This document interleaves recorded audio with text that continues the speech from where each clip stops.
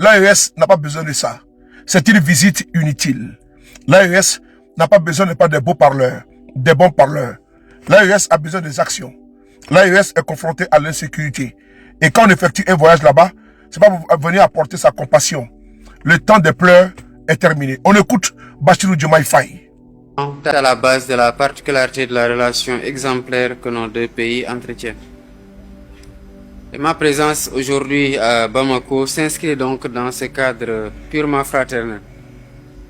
Je suis venu lui rendre une visite de courtoisie et lui renouveler à lui et à son gouvernement, mais aussi au peuple malien frère, nos condoléances émues à la suite des dernières attaques tragiques qui ont coûté la vie à plusieurs soldats.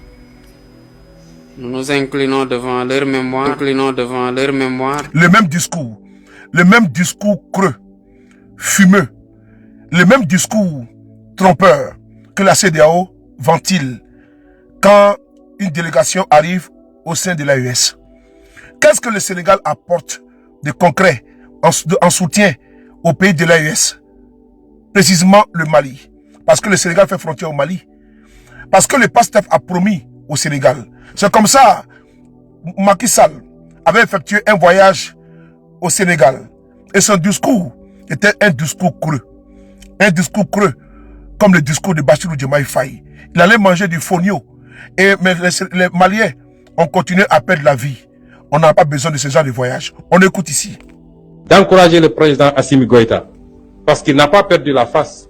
C'est ceux qui voulaient l'humilier qui aujourd'hui sont obligés d'aller à Bamako manger du fognon. Donc il n'a pas à rougir. Et nous lui disons que nous l'encourageons et qu'il doit continuer à rester très proche de son peuple. Voilà, c'est parce que le président Assimi Goïta est resté très proche de son peuple qu'aujourd'hui il tient. Le PASTEF dans l'opposition avait un discours de combattant, un discours vraiment de soutien total. Mais aujourd'hui, au pouvoir, Bassirou Diomaye Faye s'est régné. Il vient maintenant apporter sa compassion, ses condoléances. Non, le PASTEF avait promis ça. Pas réglé jusqu'en 2024. Nous avons vu que Macky Sall a rapatrié les quelques éléments sénégalais qui étaient là-bas. Puisqu'ils n'étaient pas là-bas en tant que Sénégalais, ils étaient là-bas parce que la France lui avait demandé d'amener des troupes. Mais si ce problème n'est pas réglé jusqu'en 2024, si nous sommes élus président de la République, nous dépêcherons des troupes pour soutenir nos frères maliens et en finir avec cette gangrène.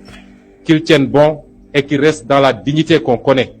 La dignité qui a été professée dans la charte du Mandem.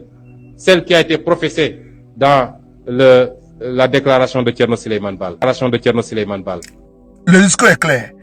Le PASTEF, dans son programme de société, de gouvernement, dans sa politique internationale, avait dit, une fois au pouvoir, ils allaient envoyer des soldats pour aller soutenir le Mali.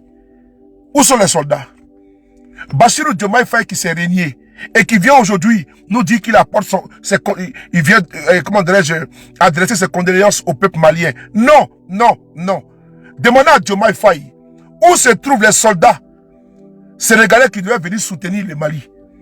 C'est ça le programme du PASTEF. C'est sur la base de ça qu'il a été élu.